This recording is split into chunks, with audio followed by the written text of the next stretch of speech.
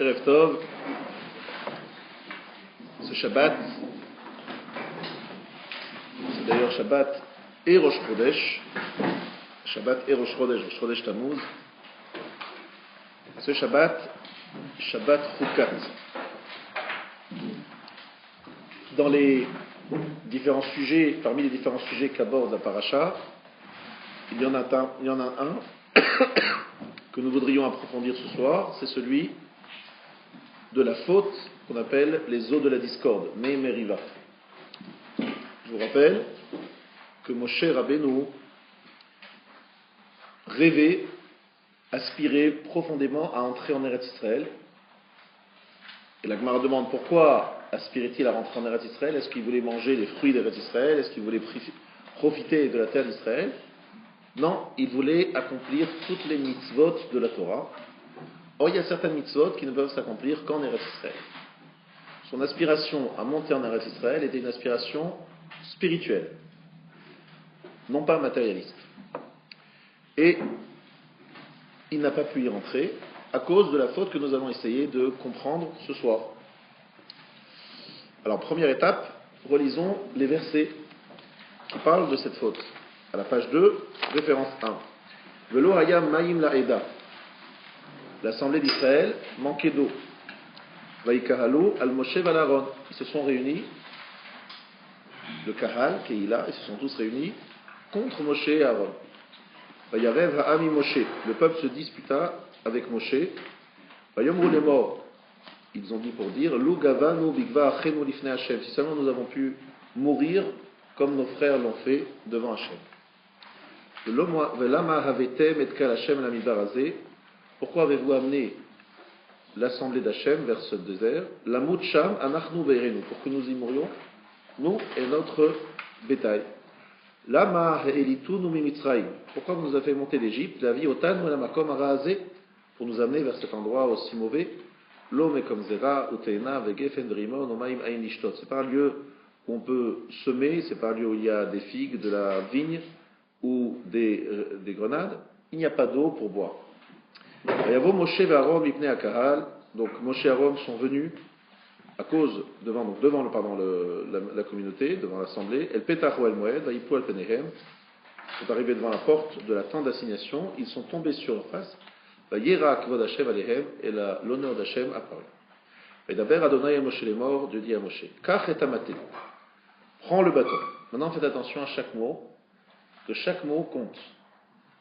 Kach et amate. Prends le bâton. Vehakehel et haeda, réunis l'assemblée. Ata ve'aharon achicha, toi et ton frère Aaron. Vedibartem el hasela le'enehem, vous parlerez au rocher le'enehem, c'est-à-dire devant leurs yeux. Venatan memav, il donnera ses eaux. Ve'otseta lahem ma'im minasela, vous leur ferez sortir de l'eau du rocher. Vishkita et haïda vet veiram, et tu feras boire l'assemblée ainsi que son troupeau, leur troupeau. Vaikach Moshe tamate milifnei Hashem kasher tzivahu. Moshe a pris le bâton comme il avait reçu l'ordre.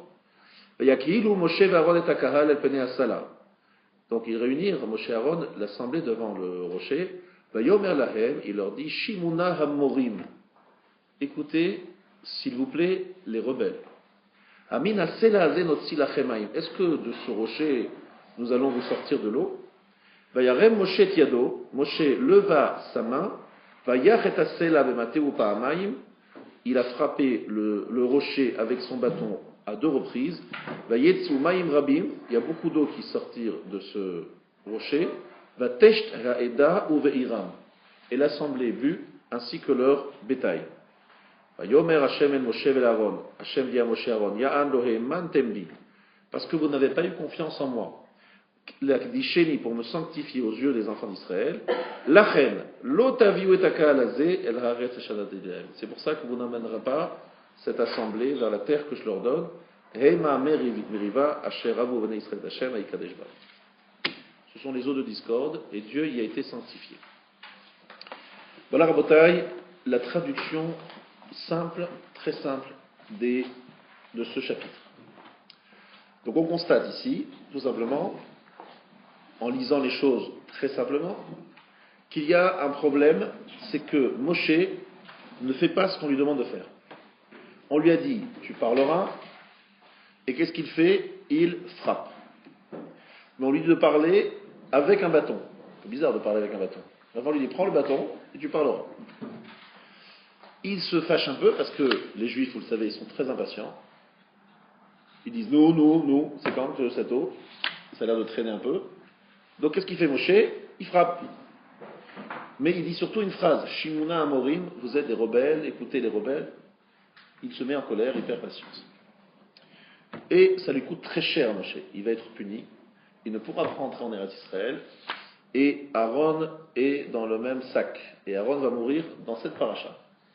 On parlera de la mort de Aaron. Moshe va mourir à la fin de la Torah. Voilà, en quelques mots, ce qui est écrit. Alors sachez qu'il y a énormément de commentateurs.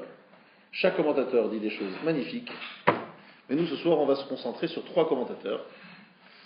Et on va essayer de comprendre qu'en fait, chaque commentaire, c'est, rappelez-vous, c'est Moshe Missinaï. C'est-à-dire que même si vous avez des commentateurs qui donnent des explications très différentes les unes des autres, Elo ve'elo divrei Elokim Chaim.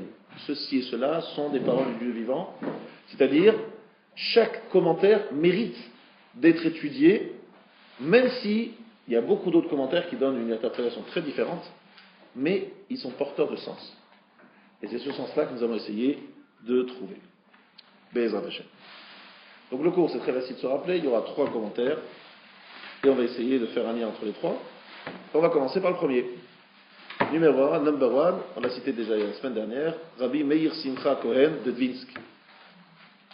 Je rappelle qu'il est niftar juste avant la Seconde Guerre mondiale.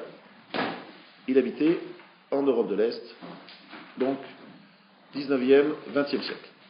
Il y a un commentaire qu'il donne ici, il est possible d'expliquer encore dans la page 2, référence 2. On peut expliquer aussi, lorsqu'il s'agit de Memeriva, des eaux de discorde,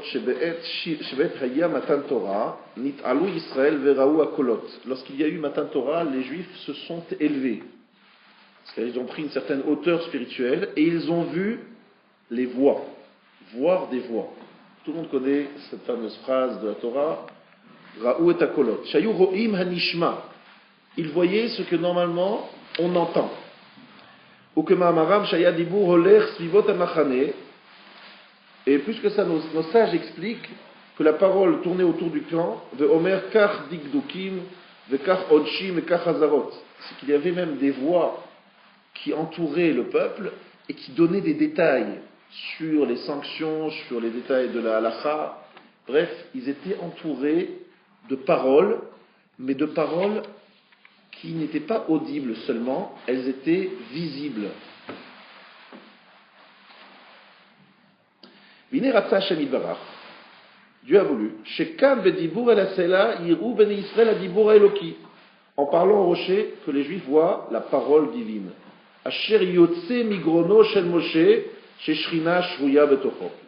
Qui sortirait de la gorge de Moshe, parce que la Shekhinah, la présence divine, se trouve à l'intérieur de Moshe.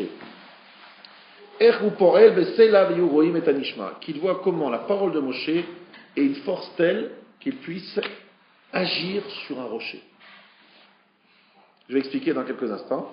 V'yelahem zé le chizuk ha'emunah, que ce soit un renforcement pour leur foi, mais en hama'amad anirbad, quelque chose qui ressemble à ce Matan Torah, asher ratza Hashem she'ikodem chitut brit ve'avot Moav. Parce qu'Hachem a voulu que ce se passe avant de conclure une alliance dans les plaines de Moab. Chers amis, il faut que je vous explique. Je vais vous expliquer ce qui passe ici. Ici, le Rav Meir Simcha Kohen, il jette un pavé dans la mare. Il dit quelque chose d'assez incroyable. Il fait une comparaison entre Matan Torah, Mahamad Har Sinai, le fameux événement extraordinaire du don de la Torah, et le fait que là, il fallait faire un Mahamad Torah, Matan Torah bis. Un événement majeur qui devait avoir un impact majeur sur les Juifs. Alors, première introduction, on est dans un moment crucial dans l'histoire du monde. C'est-à-dire, on est juste avant l'entrée en Eretz Israël. On est à la fin des 40 ans d'errance dans le désert. Avant de rentrer en Eretz Israël, il y a ce qu'on appelle Arvot Moav. Sur les plaines de Moav, il y a une alliance qui est conclue. Cette alliance qui est conclue, c'est tout simplement un engagement très fort entre Dieu et le peuple juif. Ça rigole pas, c'est un engagement pas simple.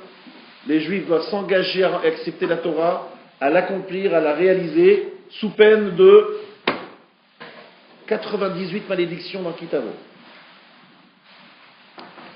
C'est-à-dire, vous rentrez en Eretz Israël, c'est bien gentil, vous rentrez dans mon palais, c'est bien gentil, mais il faut signer avant des clauses, des engagements formels. Et sinon, on s'engage aussi à porter la responsabilité de ce non-respect des engagements. En clair, on les prévient comme il faut.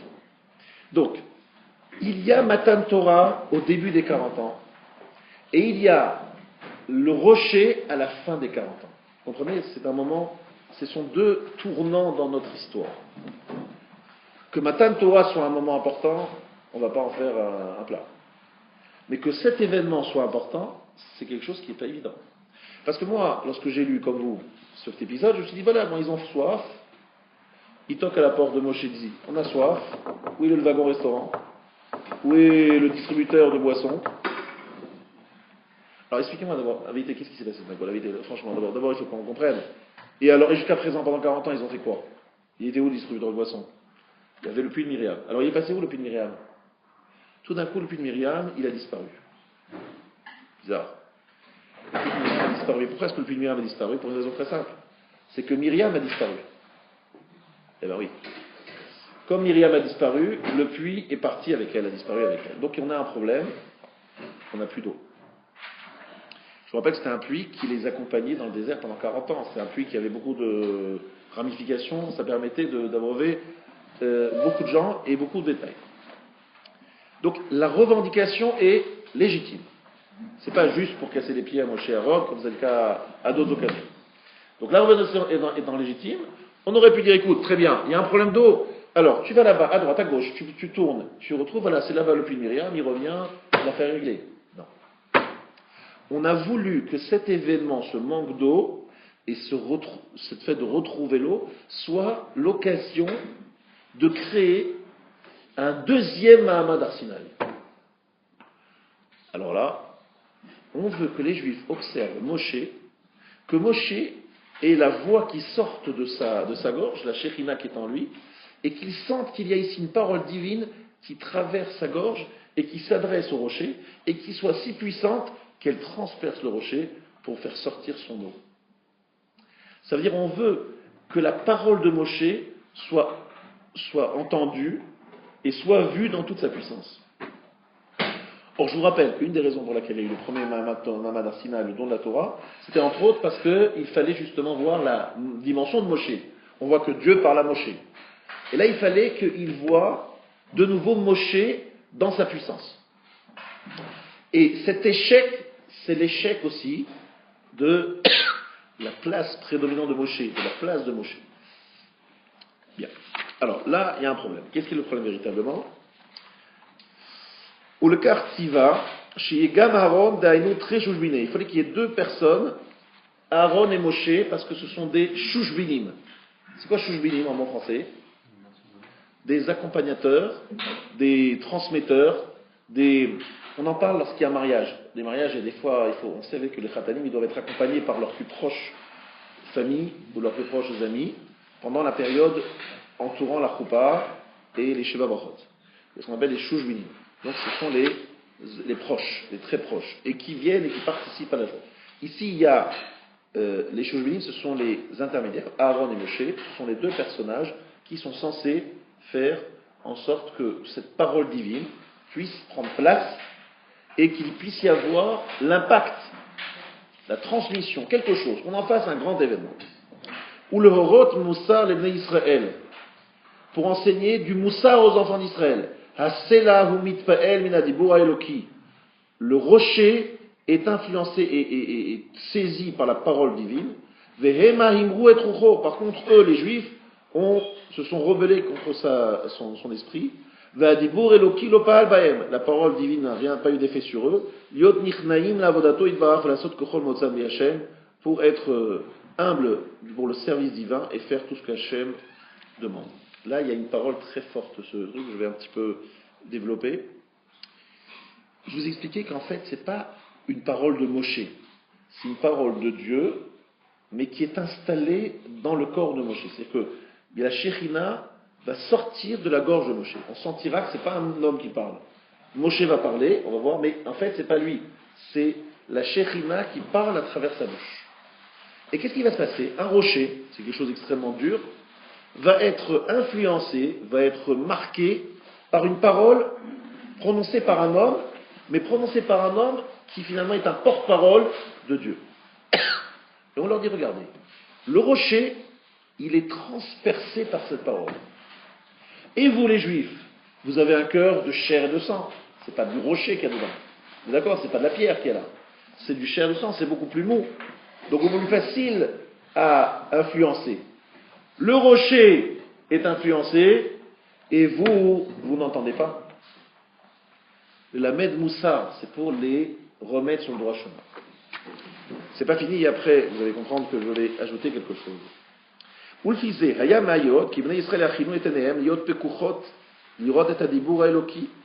Donc, il aurait dû se faire la chose suivante. Les Juifs auraient dû préparer leurs yeux, à être bien ouvertes pour voir la parole divine.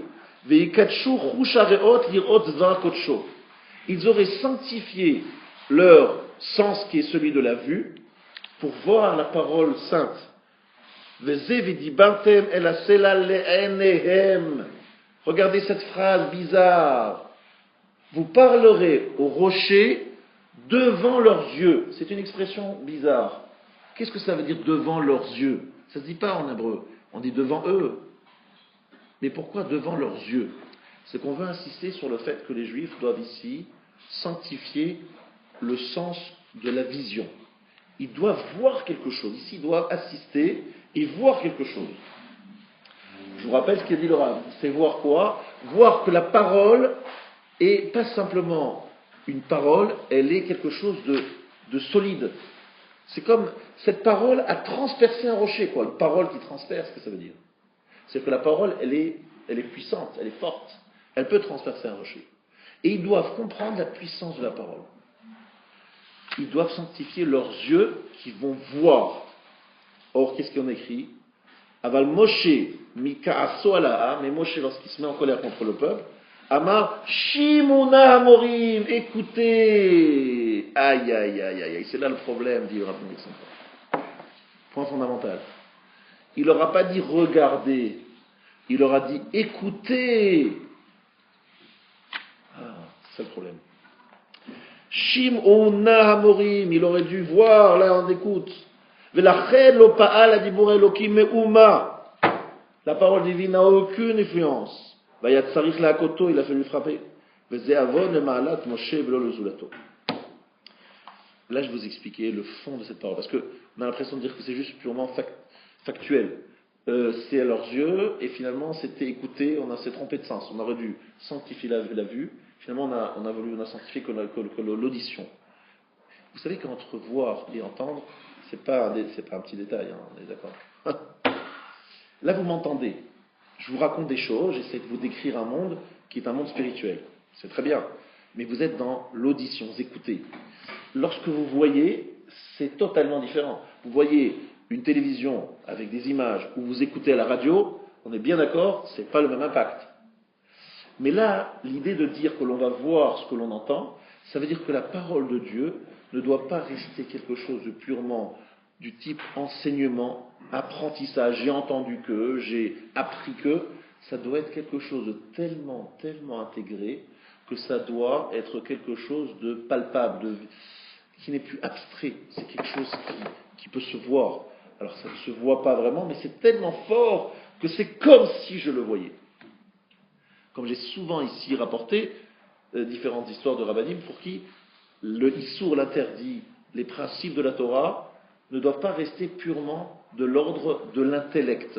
Ça doit être quelque chose qui me parle et qui me touche au plus profond de moi-même.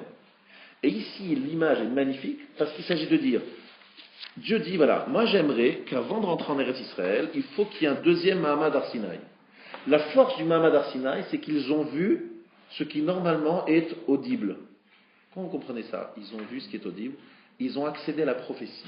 Et la prophétie a cette force de pouvoir dépasser les sens et de voir que tout ce qui est audible, c'est-à-dire ils sont allés au-delà de ce monde purement matérialisé, et ils ont vu la vérité, ils ont vu Dieu, ils ont vu la Torah, ils ont vu que la Torah c'était l'ensemble du monde, ils ont vu Enon Milvado, il n'y a rien d'autre, ils ont vu le monde tel qu'il est vraiment. Et nous ne le voyons pas. Nous entendons les rabbins nous dire, vous savez ce que vous voyez, c'est pas ça. Il y a autre chose derrière, c'est du carton-pâte, c'est une scène, c'est une mise en scène, en vérité le vrai est invisible pour les yeux. Voilà ce que nous vous disons. Il fallait ici reproduire Mahamad Har Sinaï et remettre une couche pour leur montrer, attention, la voix de Moshe, c'est pas la voix de Moshe, c'est la voix de Dieu, c'est la parole divine qui sort de la bouche de Moshe, est capable de transpercer un rocher. Ça veut dire quoi? Ce n'est plus de l'ordre de l'audition, c'est quelque chose qui est une réalité, quelque chose de vrai, de palpable, tellement elle est forte. On devrait être plus influençable par l'esprit de la Torah, par la parole de la Torah, que par ce que nous voyons. La parole de la Torah doit être pour nous une réalité, une chose sûre, certaine, réelle, palpable, même si on ne peut pas vraiment la ressentir. Avant de rentrer en Eretz Israël, il fallait que cela soit bien installé dans leur cœur. Je précise que Mahamad Har Sinaï s'est adressé à une génération qui n'est plus en vie. Attention. Le don de la Torah a été donné à qui? À des gens qui ne sont plus là. Ils sont tous morts. Il ne reste que Caleb et Yoshua. Donc le fait de remettre une couche, comme je dis, c'est pas remettre une couche en fait. C'est en mettre une, parce qu'ils n'ont pas eu les autres. Eux, ils n'ont pas vu. Alors aussi, ils avaient vu, ils étaient tout petits, ils avaient des enfants. Mais ils n'ont pas vraiment compris. Ça veut dire que Mahamad Har Sinaï, c'était nécessaire pour ceux qui sont sortis d'Égypte, qui étaient destinés à rentrer en Eretz Israël, et ça devient nécessaire pour ceux qui vont rentrer en Eretz Israël, qui ne sont pas sortis d'Égypte parce qu'ils n'étaient pas encore nés. C'est quelque chose d'indispensable. Je vais traduire ça dans des termes très modernes. Vous allez comprendre de quoi on parle là. Tout ce que j'ai dit, évidemment, est vrai. Tout ce que j'ai dit est clair. Mais comment ça se traduit dans le monde d'aujourd'hui? Ça veut dire qu'en fait, notre judaïsme a deux façons d'être vécu. Pour la plupart des gens, le judaïsme, c'est un système de société, un système intellectuel, une certaine appréhension du monde qui a peut-être une logique et peut-être même nous apporte psychologiquement et au niveau de nos sens beaucoup de bien-être. Mais ce n'est pas ce que la Torah veut faire. La Torah veut toucher notre cœur. Le Séla, le rocher, représente le cœur des Juifs. Le cœur des Juifs doit être transpercé. C'est quoi transpercer? Ça veut dire qu'il faut que notre sensibilité change, que notre sensibilité soit transcendée par ce qui est compris. À tel point que ce que j'ai compris, ça doit être comme une chose réelle, palpable, plus puissante encore pour moi que ce que je vois. Ça doit être quelque chose que je vois avec des yeux de mon intellect et de ma neshama. Ça doit être plus fort que ce que je vois avec mes yeux de chair. C'est pas facile, ça, c'est un gros programme. Les Juifs ont raté cette occasion. Et pourquoi l'ont-ils raté, à votre avis? Ils l'ont raté parce que tout simplement, Moshe Rabbeinu a senti qu'il n'était pas capable de transmettre à ces gens-là, parce que ces gens-là et lui avaient créé une grande distance entre eux. Il y avait une grande distance entre Moshe et son peuple. C'est un thème que nous allons développer plus tard. Mais je résume. Première explication. Résumons. Qu'est-ce que nous avons vu? Rabbi Meir Simcha Cohen de Dvinsk nous dit que la raison pour laquelle ici, le point fondamental de la faute de Zo de discorde, c'est que Moshe a dit Shemuna, écoutez bien, et Dieu disait regardez bien. Donc on n'a pas construit la même chose, on n'a pas travaillé sur le même domaine. Moshe a dit mais ils ne sont pas capables de voir cela. Et les Juifs étaient là pour voir. N'ayant pas vu, ce ne sont pas les mêmes. Ils n'ont pas accédé aux mêmes dimensions spirituelles auxquelles ils auraient pu accéder. Voilà. Ça, c'est un premier point, mais qui n'est pas complet. C'est une première explication. Vous la mettez dans un coin de votre tête, vous ne l'oubliez pas, s'il vous plaît. Nous allons voir d'autres explications, et nous allons voir que nous allons construire, en fait, à travers ces trois explications, quelque chose d'entier, d'unique. Pourtant, les autres rabbinim ne sont pas spécialement du même style que le Rav Meir Simcha Cohen de Dvinsk. Le prochain, il s'appelle le Sfat Emet, c'est le rabbi de Gour.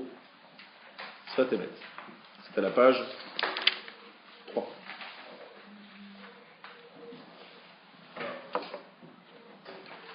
Alors, je vous annonce, c'est déjà de la chassidoute. La chassidoute, ça veut dire que c'est une appréhension un peu différente, mais que je vais essayer de traduire dans des termes modernes. À la page 3, référence 1, Binyan Pia Be'er Shenivra Be'erev Shabbat Ben Hashmashot. Vous savez que l'ouverture, le puits, a été créé vendredi. Mais à quel moment vendredi? Ben Hashmashot. Vous savez ce que ça veut dire Ben Hashmashot? Vendredi, au moment où on est après la Shkia, on est après le coucher du soleil, c'est le moment où on n'est ni nuit ni jour. Vous savez, le moment où on est entre les deux? C'est à ce moment-là que Dieu s'est dit j'ai oublié un truc, oh là là, je suis embêté là, oh là là, heureusement que je me rappelle. Il s'est dit tiens, il y a 10 choses à faire. Il s'est dit tiens, je vais faire. C'est comme nous, dans la dernière minute, on se rappelle qu'on a oublié de faire ci, mais Dieu aussi s'est oublié, il a oublié. Il s'est dit tiens, il faut absolument que je fasse ça, il a ouvert, il s'est dit tiens, je vais faire le puits de Myriam. Et il l'a fait à ce moment-là. Bizarre, non? Dieu vraiment pensait qu'il a oublié? Non, il n'a pas oublié. Il l'a fait à un moment qui est entre semaine et Shabbat. C'est-à-dire, il a fait quelque chose qui n'est pas de l'ordre des 6 jours de la création, mais qui n'est pas non plus shabbatique. Il est entre les deux. Il est ben hashmashot. Il est dans le passage de la semaine vers la dimension shabbatique. Et dans ce passage-là, il a créé un puits. Vous savez que le Be'er est un symbole très fort dans notre religion. Bor et Be'er. Il y a une introduction du Ksot HaChoshen sur le Chef Shmatata, que citait très souvent le Rav Wolbe. Il disait que Bor, c'est de l'eau stagnante. Be'er, c'est de l'eau vive. Pourtant, c'est des mots très proches. Bet, Vav, Resh, Bor, de l'eau stagnante. Be'er, avec un Aleph au milieu, c'est de l'eau vive. Il dit, l'homme a en lui une âme qui est censée être Be'er, c'est-à-dire une source d'eau vive, quelque chose qui se régénère, une pile électrique qui sans arrêt se régénère. C'est l'âme de l'homme. Malheureusement, trop souvent, la pauvre Neshama est réduite à être un bord, c'est-à-dire quelque chose qui ne bouge pas parce que simplement on ne l'écoute pas. Forcément, on ne l'écoute pas, elle se fatigue. Elle a plein d'énergie, mais elle n'est pas entendue, elle n'est pas écoutée. Ça devient bord. La différence entre l'eau stagnante, mesdames et messieurs, et de l'eau vive, vous la connaissez. L'eau vive, c'est la vie. L'eau vive, c'est la pureté. L'eau stagnante, c'est les microbes, c'est les moustiques, c'est la saleté. Et cette image-là, gardez-la. BR est toujours le symbole dans notre religion de la neshama, de la force spirituelle qui se régénère sans arrêt et qui nous donne des forces. BR. Donc on nous dit la chose suivante, que l'ouverture de puits s'est fait ben hashmashot, c'est-à-dire entre la semaine et le Shabbat. Dirtiv esof et ha'am ve'etna lahem ma'im ki hakadosh baruch hu baruch shemo le'olam mochan ki biachol le'ashpia la tartonim mituvo. Hakadosh baruch hu est toujours prêt à donner le maximum, le max. La bracha, elle est toujours prête. Archeyu atartonim kelim lekabel. Il faut juste que les mondes d'en bas soient des ustensiles prêts à recevoir. Vezeh hakoach hu bibnei Israël. Comprenez bien ce qu'il est en train de dire. Il dit Dieu est toujours prêt à donner. La bénédiction, il n'y a pas de là-bas, il n'y a pas de problème. Il n'y a pas de pénurie de bénédiction. Dieu est prêt là, il est à son réservoir. Il dit alors je verse ou pas? Alors il s'adresse à nous en bas. Il dit alors on peut verser ou pas? Nous on est en bas. Le kéli, l'ustensile, n'est pas toujours prêt à recevoir. C'est ça le problème. Comment shekatuv veyiten lecha shem hakeli machzik bracha. Comment shekatuv yevarech et amo v'shalom. Quel est le kéli, l'ustensile qui est machzik beracha, qui contient la beracha? C'est le shalom. S'il y a un shalom baïd dans une maison, il y a monsieur et madame qui s'aiment profondément, il y a le shalom. Dans cet endroit-là, il y aura la bracha. Si on est dans une communauté où les gens s'entraident, s'aiment, il y a la beracha. Là où il y a le shalom, il y a un kéli, un ustensile capable de recevoir la bracha. J'ajouterais même que shalom, c'est pas avec les autres, c'est avec soi-même. Quelqu'un qui est en paix avec lui-même. C'est un kéli, c'est un ustensile prêt à recevoir la bracha. Il y a des gens déchirés, qui sont complètement dans la folie, ils ne sont pas dans la sérénité. Il n'y a pas de bracha. Ils font un truc, le lendemain ils font autre chose, ils font le contraire, ils font machin. Il n'y a pas de sérénité qui se construit. Shalom, c'est à tous les niveaux. Continuons. Alors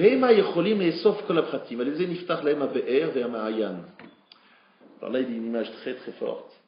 Ils peuvent creuser pour ouvrir le be'er, le puits et la source. Qu'est-ce que ça veut dire? C'est-à-dire, en fait, c'est un peu comme si on avait des ouvriers et on leur dit, vous savez, messieurs les ouvriers, il y a en dessous, là en dessous, sous le sol, une source d'eau vive extraordinaire. On est en plein désert, oh là là, magnifique. Le problème, c'est que pour pouvoir creuser, il faut avoir avec lui soit des outils très efficaces. Pour avoir ces outils, ce sont les kélim, les outils. Pour les avoir, eh bien, il faut qu'il y ait le shalom, une certaine sérénité. Et à ce moment-là, on creuse, et à ce moment-là, le puits apparaît. Et le puits qui apparaît, c'est la neshama. C'est au fond de chacun d'entre nous. Il y a une source d'eau vive qui est la neshama, qui est be'er. Mais pour y arriver, il faut creuser. Mais pour creuser, il faut avoir les outils. Et les outils ne sont offerts qu'à ceux qui ont la beracha, et la beracha l'ont que ceux qui ont shalom. C'est en fait, il y a tout des conditions. Pour traduire ça dans des termes très simples aujourd'hui, mais vraiment très simples, parce que je pense qu'il y a des traductions à des choses très élevées dans des choses très concrètes, c'est tout simplement aujourd'hui. Vous voulez savoir comment un homme vit une vie spirituelle intense, il faut d'abord et avant tout qu'il vit en paix avec soi lui-même, et qu'il soit un keli marzik beracha. Qu'est-ce que ça veut dire? Akadosh Baruch Hu dit, pour que je puisse te donner la bracha, il faut que je sente quelque chose d'harmonieux. Donc si c'est harmonieux en toi, si c'est harmonieux avec ta femme, si c'est harmonieux avec toi, je t'envoie la bracha. Grâce à cette bracha, qu'est-ce que tu vas faire? Alors écoutez bien, c'est ça que le chidouche que dit ici le Safemet. La bracha, elle vient d'en haut. Non, elle vient d'en bas. Non, en fait, elle vient de deux côtés. Qu'est-ce que ça veut dire? Ça veut dire que si moi j'arrive à pénétrer au fin fond de moi-même, je découvre la source d'eau vive qui est en moi-même, mais pour y arriver, il faut que je puisse creuser, et cette bracha qu'Hachem me donne, c'est la capacité, c'est les moyens, les outils, pour creuser et découvrir la source d'eau vive qui est en moi. Elle n'est pas à l'extérieur de moi, elle est à l'intérieur, mais pour y arriver, j'ai besoin de la bracha. La bracha, c'est-à-dire quelqu'un qui me dirige, qui m'oriente. Et pour qu'il m'oriente, il faut qu'il y ait le shalom. Regardez bien. Bracha, shalom, be'er. Be'er, c'est la source d'eau vive qui est en moi. Pour y arriver, il faut que j'ai la bracha. Et pour que la bracha soit en moi, il faut que j'ai un kéli qui s'appelle shalom. C'est ça les règles et les conditions. En traduction purement psychologique, ça veut dire qu'un être humain, pour véritablement vivre une vie spirituelle, il faut d'abord qu'il soit arrivé à un équilibre de ses midot.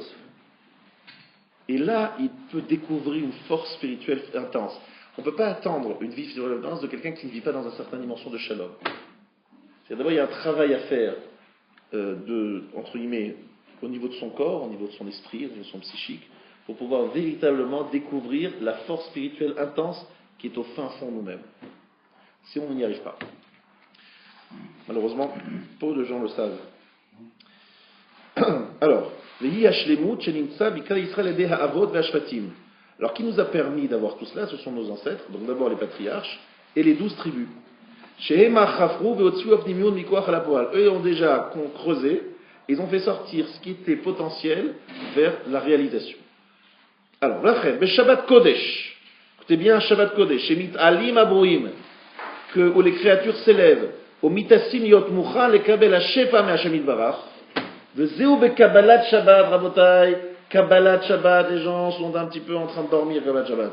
Kabbalat Shabbat, c'est un moment particulier, parce que c'est le moment où Manichin Kol Ma'asim, ils laissent tomber tous leurs actes, Mevatlim Atzmam La Shoresh, s'annihilent totalement à la racine, au Klimash Mevarim Zot, Sheakol Hashem, Akol Me Hashem, et s'ils arrivent à bien éclaircir, c'est-à-dire avoir clair dans leur tête que tout vient d'Hachem, Az Moma Vayar Elokim, Kol Asher Asa, Veine Tov Meod. Dieu dit, ah, mais tout ce que j'ai fait est parfait. Ici, il y a un chidouche en quelques mots. On passe à côté rapidement, on ne comprend rien. Il est en train de donner le secret de l'entrée du Shabbat, qui est évidemment, comme je l'ai dit tout à l'heure, Ben Hashmashot, le moment où l'ouverture, où Dieu a créé l'ouverture du puits. Pi Aber. C'est pas écrit qu'il a créé le puits, il a créé l'ouverture du puits. C'est-à-dire que la dimension de Kabbalat Shabbat, du temps entre le début du coucher du soleil jusqu'à la fin du coucher du soleil Shabbat, correspond à Pi Aber, à l'ouverture du puits, et que c'est le moment idéal pour creuser et accéder à ce puits. C'est l'instant qui correspond au moment où Dieu a créé l'ouverture du puits. Vous avez compris que le puits, ce n'est pas un puits, c'est à l'intérieur de nous, mais qu'il a besoin de creuser, et que pour creuser, il faut s'inspirer de Kabbalat Shabbat. Qu'est-ce qui se passe au moment de Kabbalat Shabbat? Écoutez bien, c'est Nifla ce qu'il dit. Kabbalat Shabbat, c'est un moment où on est en train d'être mit asef, de se réunir, de se reconstruire. Pourquoi? La semaine, c'est un thème très chassidique et très souvent apporté. C'est un moment de dispersion. Pourquoi? La semaine, on est sans arrêt en train de répondre à des sollicitations diverses et variées, qui sont notre travail, mais qui sont très très nombreuses et très disparates. Arrive le Shabbat, toutes ces sollicitations disparaissent puisqu'on est Shomer Shabbat, donc on se réunit pour accueillir le Shabbat. On se réunit tous, mais on se réunit surtout dans sa tête et dans son thésaurier en disant ça y est, la semaine c'est terminé, je n'ai plus rien à faire, je ne pense plus à ce que je fais la semaine, je suis là et je me reconstruis. Shabbat, Shalom. Donc c'est un moment où le Shalom pénètre en moi, donc la Beracha va pénétrer, donc le marteau-piqueur est en place, je creuse le puits, l'ouverture, qui me permet d'accéder à Be'er. C'est ce qu'on appelle Neshama Yetera, un supplément d'âme qui est offert le Shabbat à cet instant-là, où justement le Shalom entre, donc la Beracha matin, et donc le puits se dévoile. Puis à Be'er. Voilà ce qu'il dit ici, le Sfat Emet. C'est une chose magnifique, parce que c'est possible de le faire pas seulement Shabbat, mais tous les jours de la semaine. Parce que si vraiment on est capable, même au moment d'étude, au moment d'une prière, de laisser tomber toute cette dispersion, ce côté, on va dire, ces sollicitations diverses qui nous dispersent, et on est capable d'être mis à sept, de tout réunir dans une seule direction, on se rend compte qu'on obtient une force nouvelle, mais qui ne fait que révéler des forces enfouies en nous, qui sont source de vie, et de la vraie vie. Voilà ce qu'il développe ici. Et c'est ce que dit Akadosh Baruch Hu à ce moment-là. V'hinei, Akadosh Baruch Hu, il a dit V'hinei tov me'od. Quand est-ce qu'il dit tov me'od? Au moment de Ben Hashmashot, à l'entrée du Shabbat. Il regarde tout ce qu'il a fait, il dit ah, c'est magnifique ce que j'ai fait. Tov me'od. Et quand il le dit, Yom HaShishi, le 6e jour, mais à quel moment il le dit? Le vendredi.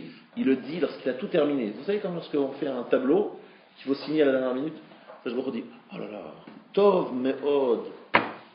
Excellent, très bon. Il se donne une bonne note, Dieu. Mais quand il se la donne, à Ben Hashmashot. Parce qu'à Ben Hashmashot, il prend la mesure de l'ensemble des 6. 6, c'est toujours la dimension de la dispersion. Parce que c'est les 4 points cardinaux, plus le haut et le bas. Donc c'est la dimension ultime de la dispersion. Et lorsqu'arrive l'entrée du Shabbat, on arrive dans le 7, on arrive dans le 7, c'est-à-dire dans l'élément fondamental, central, qui réunit toutes ces dispersions, tous ces éléments disparates, et on se retrouve vers l'unité. Et c'est l'instant de Kabbalat Shabbat qui est cet instant-là. Moi, je pense que vous allez vivre cette semaine un Kabbalat Shabbat exceptionnel.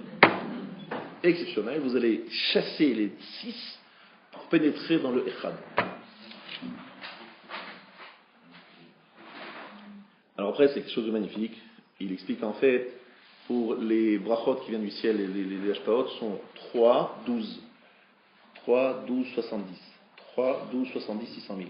Et on va faire simple aujourd'hui parce qu'on ne va pas rentrer trop dans la Kabbalah. 3, c'est les 3 patriarches qui sont les 3 parties du Shabbat. Il y a vendredi soir, Shabbat matin, Shabbat après-midi. Ce sont les 3 patriarches qui gèrent cette dimension des tridimensions du Shabbat. Ensuite, il y a 12. 12, ce sont les 12 mois de l'année. D'accord? Et ces 12 mois de l'année, chacun apporte sa beracha qui est différente un mois selon un autre. C'est pour ça que j'en parle en fait cette semaine, parce que ce Shabbat c'est Shabbat et Rosh Chodesh. Et que Shabbat qui se superpose sur Rosh Chodesh, c'est un Shabbat qui prend des 3 avot et qui prend en plus des shvatim, des tribus d'Israël. C'est d'accord? Donc, il y a 3 et 12. Et 12 c'est très intéressant, c'est la semaine, il y a 6 jours dans la semaine, et si vous réfléchissez, il y a 6 jours et 6 nuits. Donc on est encore dans ces dimensions du 12. Il y a 12 heures dans la journée et 12 heures dans la nuit. En fait, on est toujours dans ces dimensions du 12 qui gèrent, on va dire, la dimension semaine. Alors que la dimension shabbatique, c'est une triptyque. La dimension des fêtes, c'est une triptyque. Shabbat Bessar, Shavuot, Sukkot. Comprenez? Ça, c'est les avot qui se transforment en shvatim. Et les shvatim, ce sont les tsinoros, ils appellent ça les tuyaux, les conduits qui prennent la force des 3 patriarches et qui le distribuent aux 12 tribus d'Israël. Parce qu'il y a 12 éléments qui nous permettent de recevoir. Ce sont 12 conduits, 12 choses qui nous conduisent vers la shlemut, vers quelque chose de complet. Maintenant, quelque chose de nifla qui dit, regardez la Hamida. La Hamida, elle est construite de la façon suivante. Il y a 3 brachot au début, 3 brachot à la fin. Et combien au milieu? Il y en a 13. Et si vous réfléchissez, dans les 13, il y a Shema Kolenu, qui est la 13e, qui est une bracha qui n'est pas spécifique. C'est une bracha qui vient réunir l'ensemble. Elle dit, écoute notre voix, c'est-à-dire écoute nos demandes. C'est qu'en fait, il y a 12 demandes différentes dans la Hamida. Que 12, pas plus. Alors des fois, moi je vais les boules, je dis, mais prends, moi j'ai encore des choses à demander, il y a des choses qui n'ont pas demandé. C'est 12, pas plus. Il y a 12 sinorotes. 12 conduits. Maintenant, il y a un 13e qui est Shema Kolenu. Mais le 13e, ça correspond au mois de Hadar Bet. C'est Hadar Bet, de mois d'Hadar. Shema Kolenu, c'est quelque chose qui réunit l'ensemble. Mais en vérité, c'est 12 éléments. Est-ce que c'est clair? Donc on retrouve ce chiffre 12 à différents niveaux. Ce sont les 12 tribus, ce sont les 12 heures, ce sont les 12 mois. C'est la dimension du 12. Bon, qu'est-ce que ça change dans ma vie à moi? Ça change beaucoup. Parce que les 12 mois et les 12... Remarquez, voilà, maintenant il fait chaud. Est-ce qu'on réagit différemment au mois de Tammuz qu'au mois de Kislev ou de Tevet? Tevet, il fait froid. Là, il fait chaud. C'est un fait, on ne peut pas discuter. Est-ce que vous êtes d'accord avec moi que lorsqu'il fait chaud, on est différent que lorsqu'il fait froid? Est-ce que vous êtes d'accord qu'en hiver, on a d'autres types de réactions qu'en été? Est-ce que vous êtes d'accord qu'au printemps, on n'est pas les mêmes qu'en automne? C'est-à-dire que vous sentez vous-même dans votre corps qu'il y a des moments dans l'année où on est sensible à certaines choses, moins sensible à d'autres. C'est-à-dire que nous-mêmes, on sent qu'il y a quelque chose dans ces 12 mois. Ce n'est pas juste des mois pour arriver au chiffre 12. Il y a vraiment des différences. Après, on n'arrive pas toujours à sentir la différence entre Tammuz et Av, qui sont les deux en été. On est d'accord. Et ça demande plus d'approfondissement, de finesse. Et ce que je veux dire, que cette chose-là n'est pas si lointaine de nous. On comprend qu'il y a cette différence d'influence en fonction des saisons. D'accord? Maintenant, si vous étudiez à fond les 12 tribus d'Israël, vous verrez que ce sont 12 types d'êtres humains, avec 12 types de midot, 12 types d'intérêts dans la vie, 12 types de création, de créativité, qui sont toutes correspondantes à ces 12 façons dont Dieu nous amène la Beracha sur terre. Donc les 12 Berachot de la Hamida. Bien. Donc je vous ai laissé un petit peu, je ne vais pas vous donner toute la lecture, ce sera un petit peu difficile, mais je vous ai résumé tout ce qui suit par la suite. Maintenant, une fois que cette chose-là est posée, regardons le Satémet sur l'interprétation de la faute. Alors là, c'est quelque chose d'absolument exceptionnel. C'est juste un petit peu au-dessus du niveau de ce que je dis jusqu'à présent. C'est un petit peu pour monter un petit peu de niveau. C'est un peu plus fin. Ça fait appel à une notion de Kabbalah très facile, mais qu'il faut quand même bien comprendre. Mais en première introduction, c'est qu'il y a 2 Shira. Dans la Torah, il y en a 2. Az Yashir Moshe. Et dans la paracha de cette semaine, il y a le 2e Shira. Israël. Yashir Israël. C'est Israël qui chante, alors que la première fois, c'est Az Yashir Moshe. Le premier Az Yashir Moshe a introduit, et c'est l'introduction de Matan Torah. Le deuxième Az Yashir Israël, c'est l'introduction avant la rentrée en Eretz Israël. Alors, il y a ce qu'on appelle Torah chez Birtav et Torah chez Baal Peh. La Torah écrite, la Torah orale. Je traduis ça dans des mots très simples. J'essaye de simplifier au maximum des choses qui sont en vérité très fines et peut-être bien au-dessus de nous. Mais j'espère que Hachem me donnera les tsinorotes, je trouverai les moyens pour vous trouver les mots les plus simples, pour vulgariser, on va dire, des choses qui sont un peu fines. Torah écrite, c'est quelque chose qui est de l'ordre de Moshe. Moshe frappe le rocher la première fois. Et la deuxième fois, on lui demande de parler au rocher.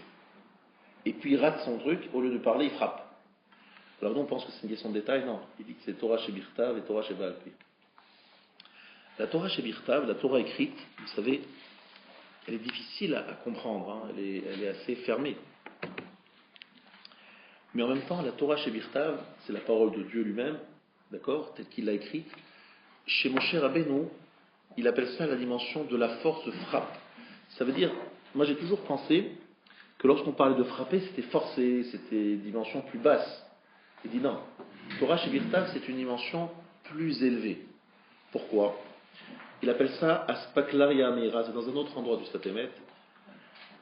Zechinat Torah chez Birtav, Zeya Shirataya Machanat le Kabbalat Torah. Ve'ata haya shirazu achana le Torah chez Baal Peh, vehu abe'er, chez Tzrichim en Israël le horer, bekoach hapeh. C'est quelque chose de nifla.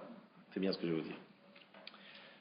Moshe Rabbeinu, c'est quelqu'un qui est d'une dimension de la Torah écrite. Ça veut dire quoi? Ça veut dire que les choses sont tellement intégrées qu'on n'a pas besoin de dire. C'est-à-dire, lorsque je suis obligé de vous expliquer des choses, quelque part, ça veut dire que c'est loin de vous, alors on explique. Mais lorsque les choses sont gravées, intégrées, on ne va pas expliquer des choses évidentes. Vous savez, souvent, on se rend compte que plus les rabbins sont tardifs dans leurs écritures, ils sont beaucoup plus lents, beaucoup plus longs dans les explications que des rabbins qui ont vécu il y a longtemps.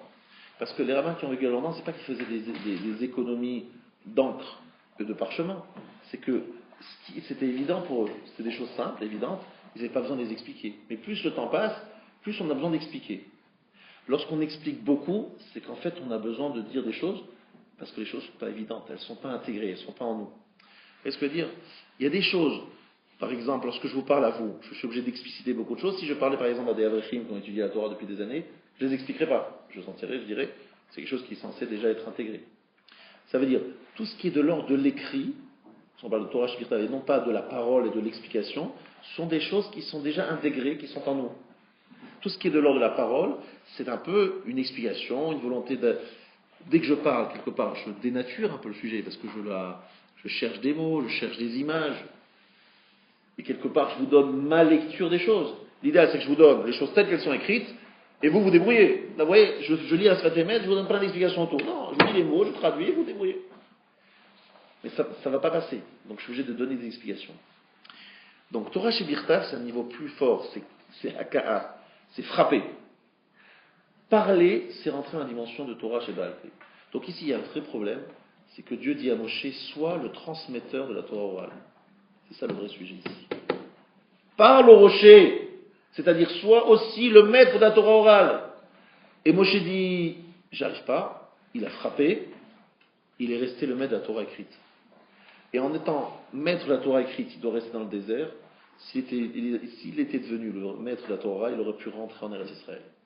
Et il y a eu un autre homme qui a pris la relève, il s'appelait Rabbi Akiva, qui était le maître de la Torah orale.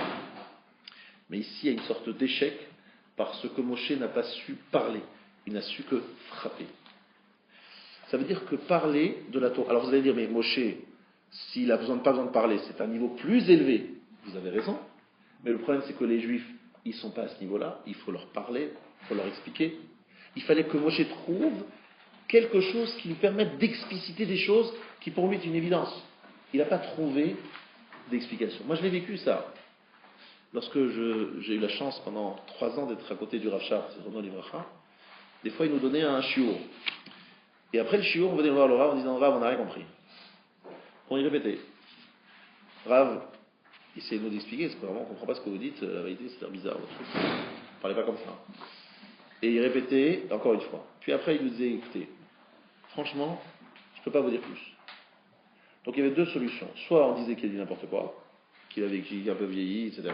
Soit on disait qu'en fait, lui, il est tellement imbibé de ces choses qu'il ne trouve pas les mots pour parler des enfants de 18 ans, de 20 ans, alors que lui, il en a 95 et qu'il est dedans depuis toujours. Il se dit, bon, finalement, je vais leur expliquer quoi. Ces gens-là, les pauvres, ils sont un peu bouchés. C'est pas bouché, c'est tout simplement, il n'y a pas la maturité qui nous permette, où lui ne trouve pas les mots pour passer le message de sa compréhension à la nôtre. Il y a trop d'écart, vous voyez ce que je veux dire? J'ai vécu ça avec Rachman Zaman Auerbach aussi. Il donnait un chiot, on avait préparé un Rashi, super compliqué, je me rappelle quand c'était aujourd'hui, de Baba Kama d'Afbet à Modbet. On a discuté pendant des heures. Lui, il a fait ça en 3 minutes. On était frustrés, on s'est dit, mais qu'est-ce qu'il expliquait le Rav? Il est parti à côté, il n'a pas lu, il n'a pas vu, le machin. Puis après, on a vu d'autres rabbins, ils vous ont dit, mais il n'a pas compris ce qu'il a dit, etc. On a essayé d'expliquer 2 heures, un truc qu'il a expliqué en 3 minutes, en disant, mais qu'est-ce qu'il veut dire? À la limite, je me suis rendu compte à ce moment-là que j'avais un Rav dont les explications passaient loin au-dessus de la tête. Alors, des fois, on essayait de l'embêter, mais lui, il nous expliquait un petit peu, mais pas plus. C'était à nous de nous élever à son niveau, et lui, il essayait de baisser au maximum, mais il y a un moment qu'il va s'arrêter. Ça veut dire que quelque part, il y a des gens qui sont imbibés de Torah, donc il y a des choses qui leur paraissent évidentes, et ils ont du mal à trouver les mots pour expliquer ça à des gens qui sont très loin d'eux. Moshe Rabbeinu, à un autre niveau évidemment, il ne pouvait plus parler, donc il a frappé. Mais frappé parce que c'est sa madriga à lui. Frapper, ça veut dire quelque chose qui est intégré, qui est gravé, qui est à l'intérieur. C'est ça qu'il faut bien comprendre. Alors, ce qui est explicité, c'est un niveau plus bas. Alors, ici, il dit quelque chose de magnifique, un chidouche encore plus grand, parce que j'ai déjà dit, je crois, cette explication d'autres années, mais là, il dit quelque chose de nifla. Écoutez bien, parce que je dois le dire avant, il dit qu'en fait, les tzadikim veulent avoir matnat chinam, un cadeau gratuit. Le nec plus ultra, si vous voulez savoir lequel, c'est d'être tellement au service de Dieu, qu'à un moment, Dieu dit, écoute, je vois que tu m'aimes beaucoup, je vois que tu fais beaucoup d'efforts, viens, stop, je verse. Mais il verse pas parce que, c'est pas que j'ai compris, parce que j'ai cravaché, donc mon cerveau m'a permis de comprendre. À un moment, Dieu dit, je te donne. C'est écrit la Torah qu'il écartove natit lachem, c'est un achat la Torah, on achète la Torah. D'un autre côté, c'est écrit noten la Torah, c'est une matana, c'est un cadeau. Les deux sont vrais. On doit d'abord faire un effort, on doit travailler, on doit cravacher. Et puis à un moment, Akadosh Baruch Hu dit, ah, t'es arrivé à ce niveau-là, je te donne. Parce que ce qu'il nous donne, c'est toujours beaucoup plus puissant que ce que l'on peut trouver par notre propre effort. Donc notre but à nous, c'est d'être zoché dans le srout, de recevoir le cadeau gratuit, par le mérite évidemment, de tous les efforts qui ont été faits pendant longtemps. Et en fait, c'est ça qui est très intéressant. Regardez bien ce que dit ici à la page 3 et à la référence 3, le Svatemet. Alors, j'ai sauté 4 lignes. Ki Moshe Rabbeinu, la 5e ligne. Ki Moshe Rabbeinu alav hashalom, nitnaba be'aspaklaria meira. Moshe Rabbeinu a fait une prophétie avec aspaklaria. Aspaklaria, c'est-à-dire une vision claire. Veshar anevim be'aspaklaria she'ena meira. Les autres prophètes avec une vision qui n'était pas claire. Vuprinat malchut de letla migarma klum, ou que en deita man de achil de lavdile bahit le istakule be'ape. Ça veut dire, en bon français, parce que ce n'est pas des mots faciles à comprendre, celui qui reçoit un cadeau gratuit, vous savez ce qui se passe? Il a honte de regarder celui qui a donné le cadeau. Il ne veut pas regarder ce qu'il a honte, il dit quoi? Je suis là, en train de mendier. Mais celui qui est bispaklaria chez Enamera, donc à un niveau plus bas, il ne supporte pas de recevoir le cadeau gratuit, c'est dur pour lui. Mais Moshe Rabbeinu, lui, va être Hanan, il peut recevoir le cadeau gratuit, parce qu'il est bispaklaria meira. Alors c'est vrai que c'est des mots, c'est un peu compliqué ce que je suis en train de vous dire, c'est pas facile à comprendre. Qu'est-ce que ça veut dire que je n'ai pas honte de regarder celui qui me donne un cadeau? C'est un niveau plus élevé. En fait, ça veut dire comme ça. J'imagine un exemple d'un couple. Un couple qui vit en véritable vraie symbiose. Lorsque l'un donne à l'autre, il n'est pas toujours en train de se dire, mais pourquoi, qu'est-ce que j'ai mérité pour? Mais on fait un seul couple, quoi. C'est pas je méritais, pas mérité. On n'est pas en train de compter les points. Tu m'as fait ci, donc je te donne ça. Tu m'as donné ça, je te redonne ça. On n'est plus à ce niveau-là. On n'est plus en train de compter les points. On se donne parce qu'on est fait partie d'une seule. C'est une seule entité. C'est ça en fait. Moshe Rabbeinu HaKadosh Baruch Hu, ça devient tellement une entité que le fait de recevoir et de recevoir et de recevoir et de recevoir encore, ça ne crée pas de gêne chez Moshe, parce qu'il est arrivé à un niveau très supérieur. Alors qu'à un niveau plus bas, s'il reçoit beaucoup, il est gêné, parce qu'il se dit c'est au-dessus de ce que je mérite. Ça, c'est une traduction la plus vulgarisée que je puisse faire de ce truc-là. Alors, V'chol inyan Eretz Israël, auquel shimatna trinam. Eretz Israël, c'est un cadeau gratuit. Ve'ze atzmo achiluk ben akal et dibour. C'est la différence entre frapper et parler. Eretz Israël, c'est matna trinam. Akadosh Baruch Hu dit, je te donne Eretz Israël. Qu'est-ce que je te donne Eretz Israël? Eretz Israël, c'est un lieu où, en se trouvant là-bas, on est déjà dans une dimension où Akadosh Baruch Hu déverse sa béra. Matna trinam. Et le problème, c'est que, est-ce que Moshe Rabbeinu pourra rentrer en Eretz Israël? A priori, oui, il est prêt à cela. Le problème, c'est qu'il est prêt, mais il a un problème de communication avec son peuple. Donc son peuple n'entend plus Moshe, n'arrive pas vraiment à dialoguer. Moshe n'arrive pas à baisser son niveau, à échanger avec eux. Alors qu'est-ce qui va se passer? On rentre en Eretz Israël. Moshe Rabbeinu, il va voir maintenant Trinam, il va recevoir des cadeaux, mais là, Moshe en Eretz Israël, ça va être la folie. Déjà Moshe, lorsqu'il part en Eretz Israël, c'est la folie. Mais Moshe en Eretz Israël, ça va être la folie. Donc déjà en dehors de Eretz Israël, il a du mal à parler. Mais en Eretz Israël, ça va être la folie, ça va être complètement déconnecté. Donc il va y avoir un problème très fort, c'est qu'on a un Moshe qui est au niveau, top niveau, et on a un peuple qui ne suit pas. Il vaut mieux que Moshe disparaisse pour que le peuple puisse entrer avec un dirigeant qui lui corresponde, pas un dirigeant trop fort. S'il est trop loin le dirigeant, c'est dangereux pour le peuple.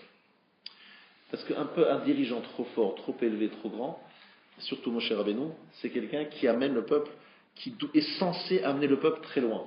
Si le peuple ne suit pas, il est lui-même un accusateur contre ce peuple. C'est ça le problème. Vous savez comment ça se passe? Après 120 ans, vous savez ce qui se passe là-haut? Je vais vous dire en 2 mots, ne le dites à personne. Après 120 ans, on arrive là-haut, ne croyez pas que vous êtes jugé par Akadosh Baruch Hu lui-même. C'est en fait un Beddin, un tribunal, composé de 3 Dayanim. Les 3 Dayanim sont les Gdoli Israël qui sont morts dernièrement.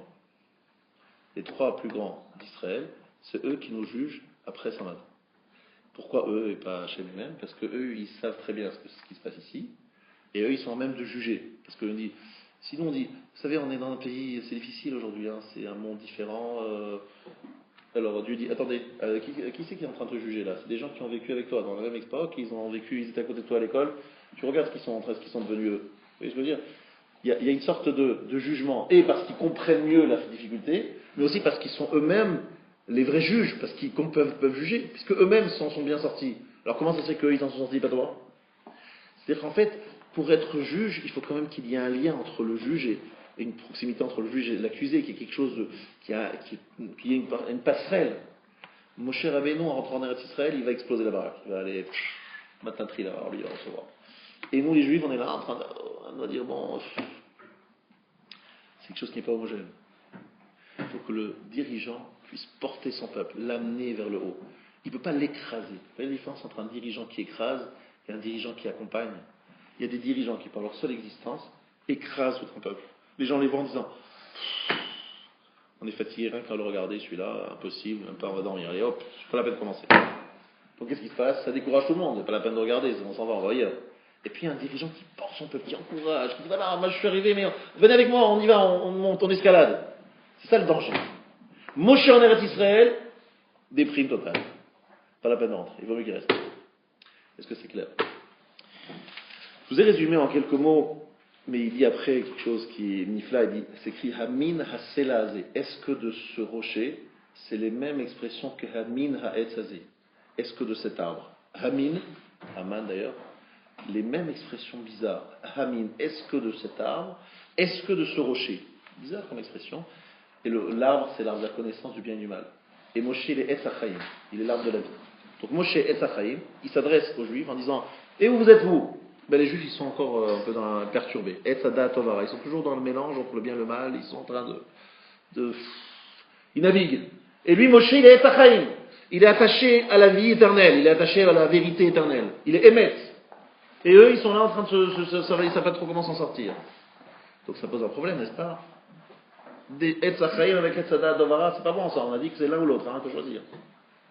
Moshe, il est Etz HaChaim, et il dit, mais vous êtes où, vous? J'arrive pas à vous parler. Où êtes-vous? Pourquoi je ne vous parle pas? Parce que tout simplement on ne peut pas comprendre. Et pourquoi on ne peut pas comprendre? Parce qu'on ne joue pas dans la même cour. C'est autre chose, c'est un autre monde. Etz HaChaim, c'est-à-dire être tellement proche d'une vérité qu'on ne peut pas comprendre. Oui, je me rappellerai toujours. J'ai vu des Gdolé Israël comme ça, à un moment, devenir impatients. Mais comment vous faites un truc pareil?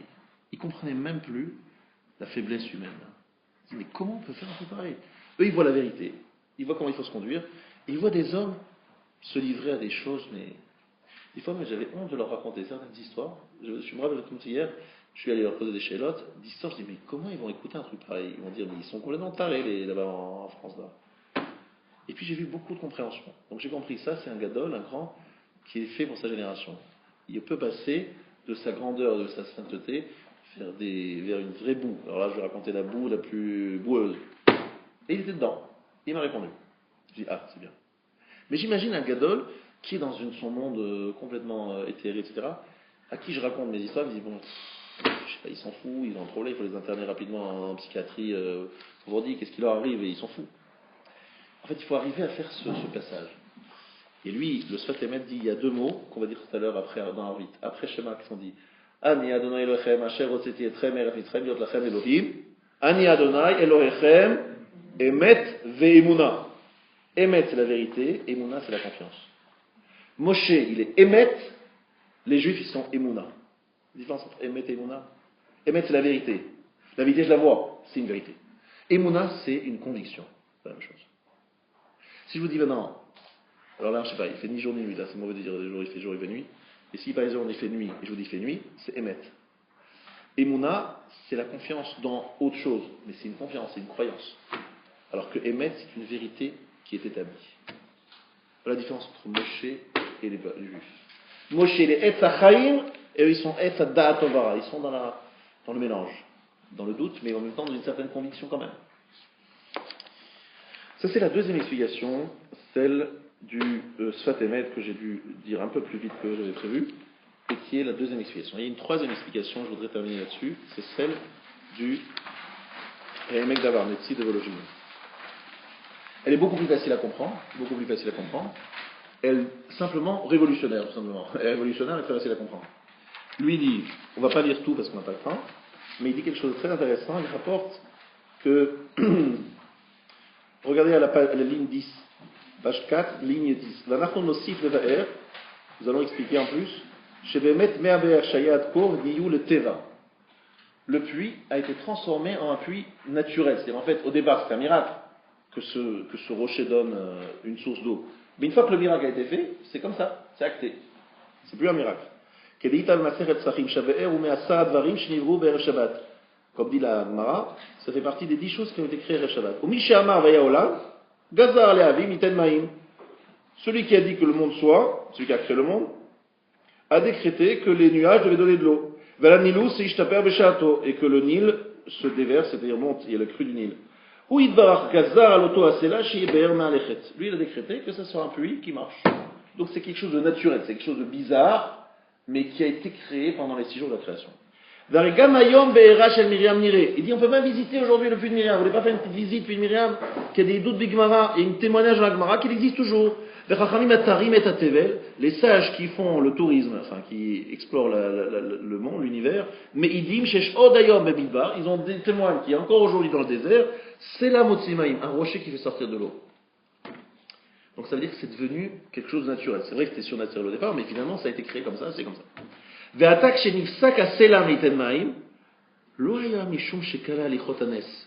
Lorsque le rocher a cessé de donner de l'eau, c'est pas parce que le miracle a cessé.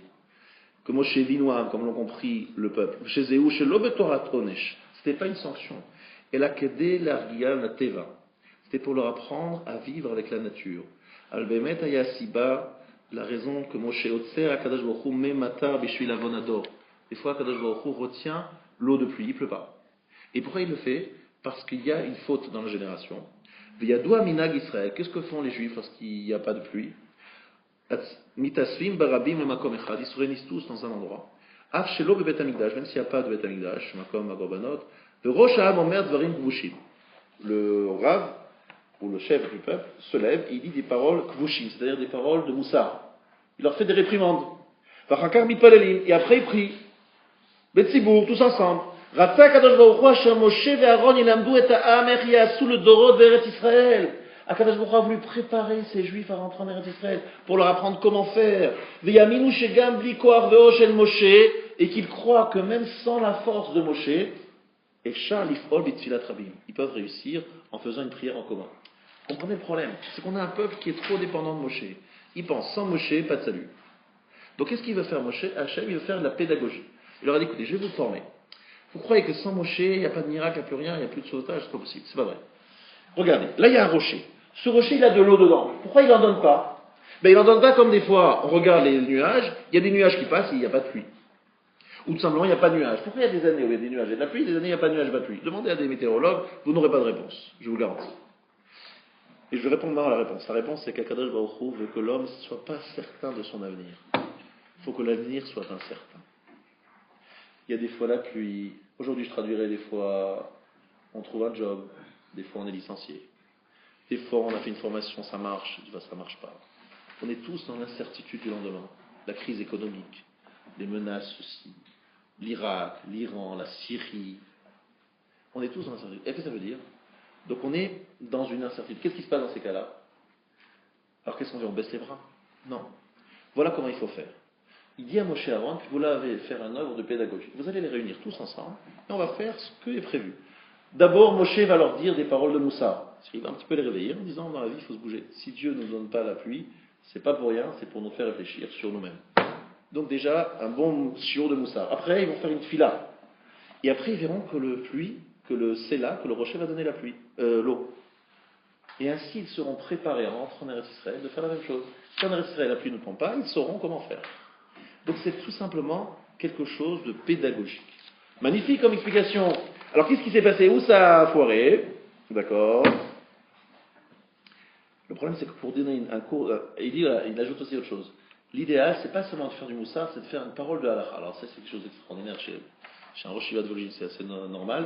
Il dit que pour que la tefila soit bien faite, il faut qu'avant il y ait un beau shiur de halakha. Bon shiur sur un soubia de Gemara, il explique bien le shiur. Vous entendez? Puis après des paroles de Moussard, et puis après une fila d'Arabie. Le shiur de Moussard, c'est pour réveiller, on a compris, ce sont des réprimandes. La prière, c'est logique. Mais pourquoi le shiur de halakha? Parce qu'il faut que le cerveau s'ouvre. On se dit, la Torah elle est belle, la Torah elle est grande. On se rapproche de Dieu ainsi. Puis après, on nous secoue un peu. Puis après, on nous fait prier. C'est un package qui réussit à tous les coups. Il faut juste qu'il y ait beaucoup de monde, qu'on soit tous réunis et qu'on fasse une fila. Voilà la manœuvre efficace pour y arriver. Mais quel est le problème? Pourquoi ça a foiré? Ça a foiré pour une raison très simple. C'est que tout simplement, vous ne l'avez pas dans vos pages, mais elle l'écrit un peu plus loin. C'est que tout simplement, il y a eu casse. Moshe s'est mis en colère. Et lorsque Moshe était en colère, la halakha, il a oublié. Le shiur, il a oublié. Il est en colère. C'est un principe. Chaque fois que Moshe se met en colère, il oublie. Donc là, il s'est mis en colère. Shimona Amorim, écoutez les rebelles. Comme il s'est mis en colère, Moshe, il a oublié son shiur. Il cherchait dans son shiur, il n'arrivait pas à trouver le shiur. Donc le shiur ne marchait pas. Le shiur ne marchant pas, Moshe a été déstabilisé, il ne pouvait pas donner de moussa, pas de tefila. Bref, tout le plan divin est tombé à l'eau, c'est le cas de le dire, parce que Moshe n'avait pas la sérénité, et il a perdu sa sérénité parce que les Juifs l'ont énervé. La vérité, c'est que les Juifs sont difficiles à supporter. Je ne sais pas comment Moshe il a retenu jusqu'à ce jour-là, et ce jour-là, il a perdu patience, et ça lui a coûté cher. Et à nous aussi. Parce que n'ayant pas eu cette pédagogie, cet apprentissage de la prière, eh bien, comment ils peuvent rentrer en Eretz Israël? Mais Moshe n'ayant pas été le pédagogue capable de leur transmettre cela, il n'est pas celui qui peut les faire rentrer en Eretz Israël. Non, c'est logique. Lui n'étant pas capable de leur expliquer comment vivre en Eretz Israël, il ne peut pas leur faire rentrer en Eretz Israël. C'est Yoshua qui arrivera à les former en Eretz Israël, à vivre en Eretz Israël, qui arrivera à les faire rentrer en Eretz Israël. Oui, c'est simple comme explication. Il y avait ici une œuvre de pédagogie. Maintenant, je vais résumer. Ce que j'ai dit, les trois explications n'ont aucun rapport. Mais en vérité, chers amis, il y a une seule et même idée. C'est que tout simplement, il faut savoir quelque chose. Être dans un désert, suite après 210 ans en Égypte, dans un désert avec Moshe Rabbeinu, rentrer en Eretz Israël, c'est pas facile. C'est pas facile parce que Eretz Israël, la donne change. Et pour pouvoir se mesurer à entrer en Eretz Israël, à changer de façon de vivre, il faut être bien armé avant. Il faut avoir un dirigeant qui est à notre tête et que l'on comprend, avec qui on dialogue. il faut avoir un dirigeant qui sache nous parler, nous apprendre à accéder à la parole. Un dirigeant qui comprenne que tout simplement, on a fonctionné d'une certaine façon dans le désert, il va falloir nous apprendre à fonctionner autrement. Et vous savez ce que c'est ça? En traduction très très terre à terre, c'est tout simplement la période de l'adolescence. Pendant l'adolescence, l'enfant, lorsqu'il est enfant, très jeune, on fonctionne beaucoup avec la menace. Attention, je vais te priver de dessert. Ou l'encouragement. Arrivé à la période d'adolescence, l'enfant commence à devenir quand même un peu adulte. Et on commence à lui dire, il voit des perspectives, il dit je vais devenir un grand, je vais prendre une certaine indépendance. Et là, il faut savoir passer de la haka, de la maka, au dibour, du coup à la parole. Être capable de lui donner des perspectives par la parole qui vont lui permettre de se débrouiller tout seul en Eretz Israël, c'est-à-dire tout seul lorsqu'il va tout simplement vaquer, être indépendant. Et cet enfant, il cherche à trouver son indépendance. Et le peuple juif ici, il vit son adolescence. Alors on leur a donné un Moshe Rabbeinu, et Moshe Rabbeinu c'est trop proche, et dans Etz Chaim, et dans la vérité absolue. Si un homme n'arrive pas à rentrer dans l'esprit de l'enfant, s'il est trop dans sa tour d'ivoire, dans ses vérités trop figées, et qui n'arrive pas à rentrer dans la problématique de l'enfant, qui a Mahamine, qui essaie de se convaincre, de construire sa émouna, de construire sa confiance dans la vie, c'est pas un bon éducateur. C'est un éducateur qui écrase l'enfant. C'est un éducateur qui fait fuir l'enfant. C'est un éducateur qui ne permet pas à l'enfant d'accéder à l'âge adulte. En fait, ici, on est en train de parler de nous tous, et du fait que des fois on voit des gens avec des convictions profondes, on se dit tiens c'est beau, mais on se dit mais pourquoi ce qui parle ça ne me parle pas? Parce qu'on se dit mais lui c'est un autre monde, c'est une autre planète. Alors vous savez ce qu'on fait après? On dit ah c'est la vérité mais elle ne me parle pas, donc je préfère me laisser continuer à rouler dans la boue. Non, il faut que cet homme qui est émette soit relayé par un homme de Emouna pour pouvoir parler à chacun d'entre nous. Et ça, c'est entre guillemets, là où les juifs trébuchent. Il y a le coup, il n'y a pas la parole. Torah chez Birtav, il n'y a pas la Torah chez Baal Pé. Vous savez, c'est extraordinaire, un bar mitzvah. Jusqu'à la 25, il apprend Torah chez Birtav. Apprends ta paracha. Apprends ta haftara. Il révise, il répète. Malheureusement, trop souvent, on ne le voit plus après. Mais c'est le moment le plus important. C'est le moment où il faut apprendre la Torah chez Baal Pé. La Torah orale, apprends la Mishnah, apprends la Gemara, apprends les Rishonim, les Acharonim, les Poskim. Tu as étudié la Torah chez Birtav, maintenant il faut apprendre la Torah chez Baal Pé. Et là, il n'y a plus personne. Parce qu'on n'arrive pas à passer dans le shlav bet, deuxième étape, qui est celui de l'apprentissage de la parole. C'est pas facile, mais c'est celui qui nous permet d'accéder dans Eretz Israël, c'est-à-dire dans un endroit stable et construit. Voilà ce que je voulais en fait vous expliquer aujourd'hui. Et je voudrais maintenant inviter notre cher ami Ariel Herman qui va nous faire une surprise extraordinaire. C'est celle de vous associer à la fin d'une étude, celle de Masechet Ta'anit, c'est ça? Donc, prends une chaise à côté de moi, et il va nous faire en quelques instants la fin de cette Masechet. Chazak Ubarov d'ailleurs pour cette ce beau sioum que tu nous offres. Alors, Bezrat Hashem, Birshut, Maradatra avec la permission de Rav Gay. Alors, avant de conclure, juste pour faire le lien avec la fin du shiur, donc en fait, Masechet Ta'anit, ça parle justement des jeunes pour faire venir la pluie. Donc la Masechet, en fait, elle est partagée en 3 morceaux. Le premier et le deuxième Perek parlent justement des dynimes de la Tfila pour la pluie, et des Ta'aniyot, des jeunes, pour faire venir la pluie. Le troisième Perek parle de la Tfila et d'un jeûne sur d'autres malheurs. Et enfin, le quatrième Perek parle de 4 autres jeûnes. Bon, je ne vais pas rentrer dans les détails. Donc, en fait, essentiellement, il y a 2 choses qui m'ont frappé dans Masechet Ta'anit, juste avant de conclure. Alors la première chose en fait c'est que, comme on l'a vu dans le shiur, le inyan de la pluie est lié très fortement à la tfila. Alors ce que je vais dire c'est pas dans la Masechet Ta'anit, c'est dans Sefer Bereshit, c'est très connu, mais je le répète quand même. Donc la Torah nous dit V'chol shiach hasadeh terem yevaret v'chol esev hasadeh terem yitzmach ki lo imtir Hashem Elokim al haaretz v'adam hayin lavod et adama. Donc il n'y avait pas de pluie sur la terre. Et on se demande pourquoi. Rachid nous dit Umatam le imtir, que Baruch Hu n'avait pas fait pleuvoir. Le fils chez Adam Aïn avod et adama ve'en makir betuvatam shel kshamim uksheba adam ve'yada she'em sorech laolam ve'ipalel alehem ve'yardu ve'tamcho ilanot ve'achaim. En gros, il n'y avait pas de pluie sur terre parce qu'il n'y avait personne pour reconnaître leurs bienfaits. Et une fois que l'homme est arrivé et a prié pour la pluie, donc là la pluie est descendue.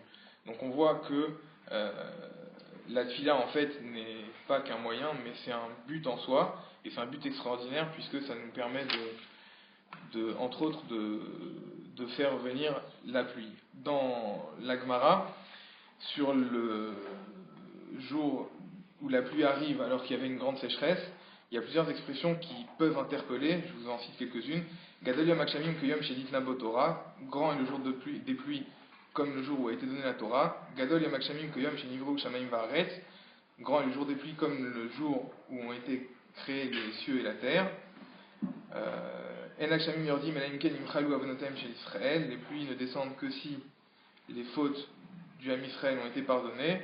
Encore une autre, Gadol Yom Hakshamim Kiyom Kibbutz Galiot, grand est le jour des pluies comme le jour du rassemblement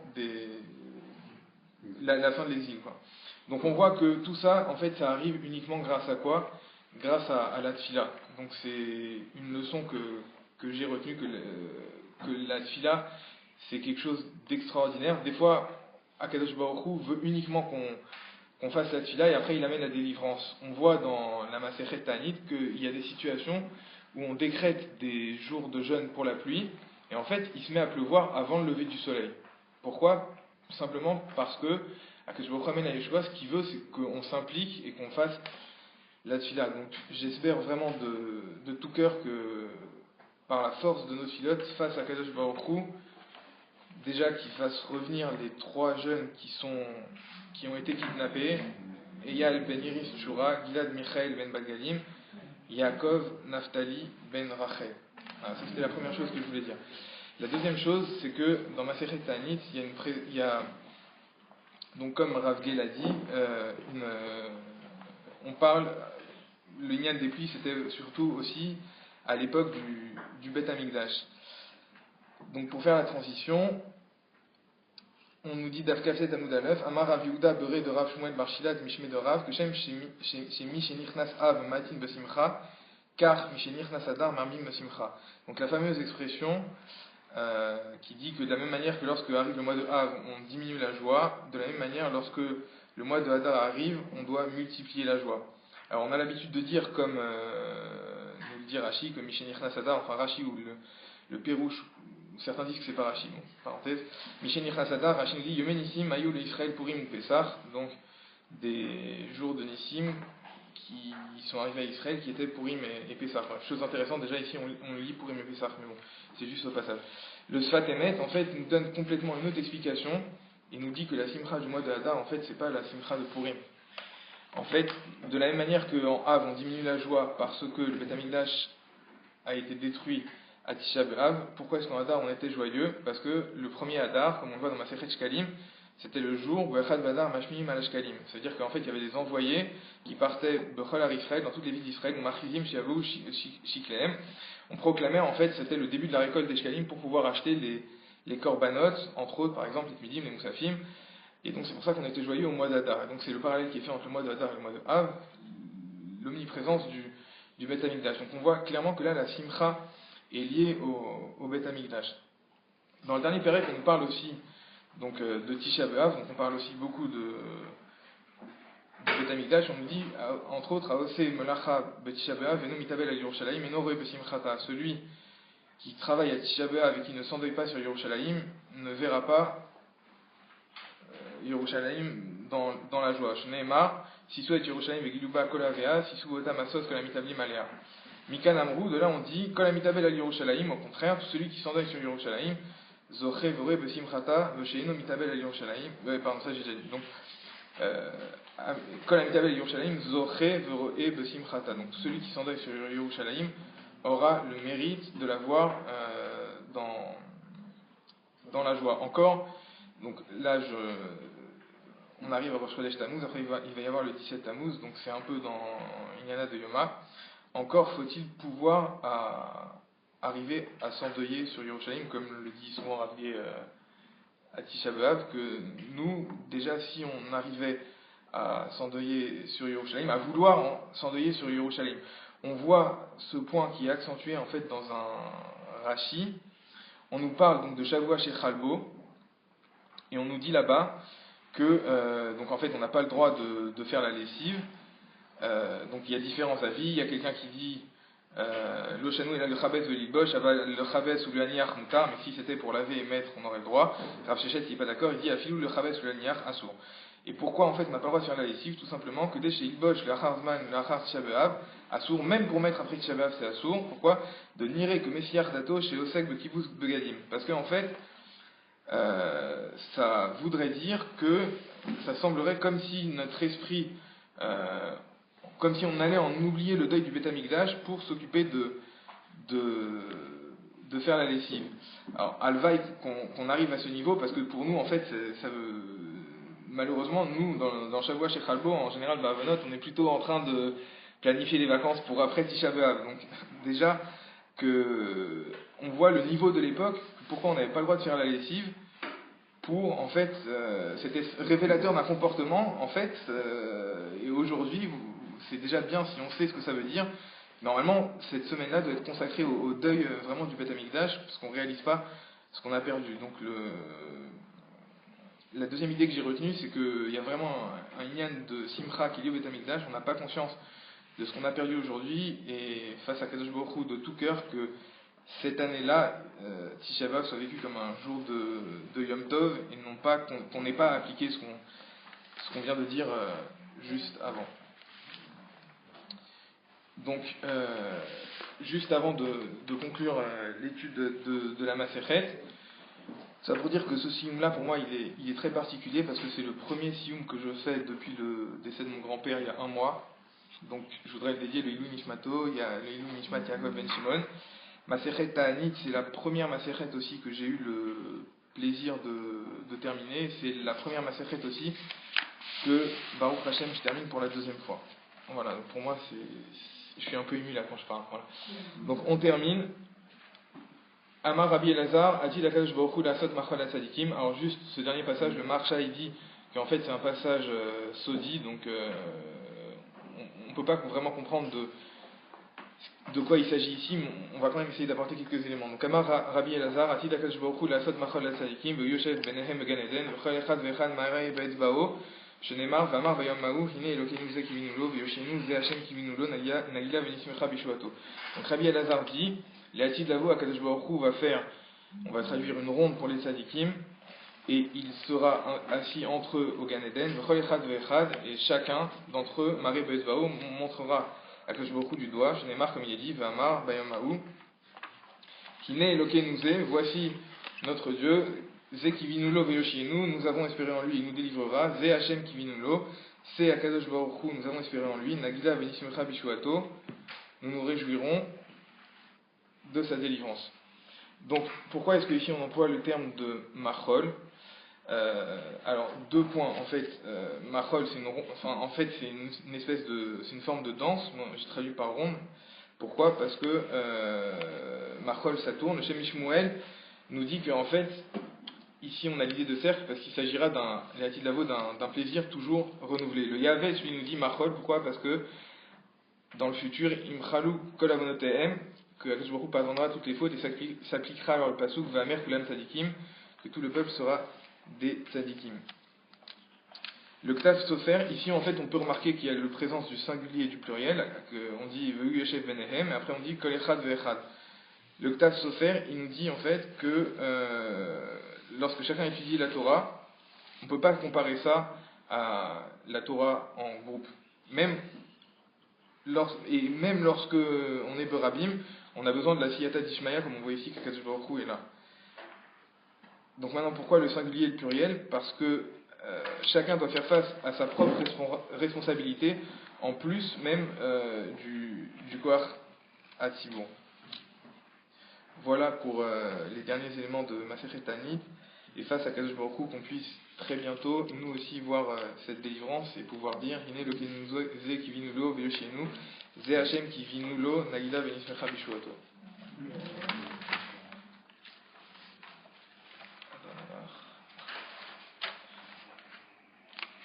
הדרן הלך בשלושה פרקים בסליקלה מסכת תענית. הדרן הלך מסכת תענית והדרך חלן. דתן הלך מסכת תענית ודתך עלן. לה נתנשי מנך מסכת תענית ולא תתנשי מנן. לה בעלמה הדן ולא בעלמה דעתי. הדרן הלך מסכת תענית והדרך חלן. דתן הלך מסכת תענית ודתך חלן. לה נתנשי מנך מסכת תענית ולא תתנשי מנן. לה בעלמה הדן ולא בעלמה דעתי. הדרן הלך מסכת תענית והדרך חלן. דתן הלך מסכת תענית ודתך חלן. לה נתנשי מנך מסכת תענית ולא תתנשי מנן. לה בעלמה הדן ולא בעלמה דעתי. רצון לפניך אדוני אלוהינו ולאהבתנו שתהיה תורתך אומנותנו בעולם הזה ותהיה עמנו לעולם הבא. חנינא בר פפא רמי בר פפא נחמן בר פפא אחאי בר פפא רבא מרי בר פפא רב חם בר פפא רכיש בר פפא סוחה בר פפא עדה בר פפא דרו בר פפא הערב נא אדוני אלוהינו את דברי תורתך בפינו ובפיות עמך בית ישראל ונהיה כולנו אנחנו וצאצאינו וצאצאינו וצאצאי עמך בית ישראל כולנו יודעי שמך ולומדי תורתך לשמה מאויבי תוכח מני מצוותיך כי לעולם כי לי יועיל בי תמים בחוקך למען לא אבוש לעולם לא אשכח פקודיך כי במחי תמי ברוך אתה אדוני למדני חוקך אמן אמן סלע ועד. מודים אנחנו לפניך אדוני אלוהינו ולאהבתנו ששמת חלקנו מיושב בית המדרש ולא שמת חלקנו מיושב חנות שאנו משכימים והם משכימים אנו משכימים לדברי תורה והם משכימים לדברים בטלים אנו עמלים והם עמלים אנו עמלים ומקבלים שכר והם עמלים ואינם מקבלים שכר אנו רצים והם רצים אנו רצים לחיי העולם הבא והם רצים לבר שחת שנאמר ואתה אלוהים תורידם לבר שחת אנשי דמים וממה לא יחצו עמהם ואני אפתח בך. יהי רצון מפניך אדוני אלוהי כשם שעזרתני לסיים מסכת תענית כן תאהבני להתחיל מסכת ספרים אחרים ולסיימם ללמוד וללמד לשמור ולעשות ולקיים את כל דברי תלמוד תורתך באהבה וזכות כל התנאים והאמוראים ותלמידי חכמים יעמוד לי וזריז שלא תמוש התורה מפי ומפי זרי וזרע זרי עד עולם ותתקיים בי בהיתך תנחה אותך בשור בך תשמור עליך והקיצותה היא תסירך כי וירבו ימיך ויוסיפו לך שנות חיים אורך ימים מבינה ולשמאל אשר בכבוד אדוני ותלמידן יברך תמרה שלום יתגדל ויקדש שמי רבה ואתי להתחלתה ולאחיה מתהיה ולעסקה יתמן לחיי עלמה ומבנה כפת ירושם ולשח ללך יחיה בגבה ומתח ולחנה נוחה מנהרה ולעטבה ולחנה נשמיה לעטפה ויניח ושם ריחו ומלכותי ויגרם וחיי חון ומכון וחיי לכל בית ישראל והגלה בזמן קריב אמו אמן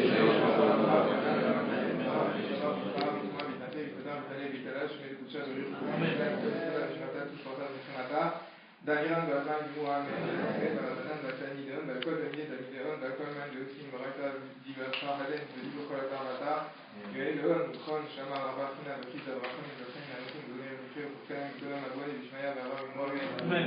שמע רבה משמיה וחיים עלינו והכל ישראל ממו אמן. ועושה שלום במרומיו, קום ברחמה יעשה שלום עלינו והכל ישראל. אמן. חזק וברוך מזל טוב.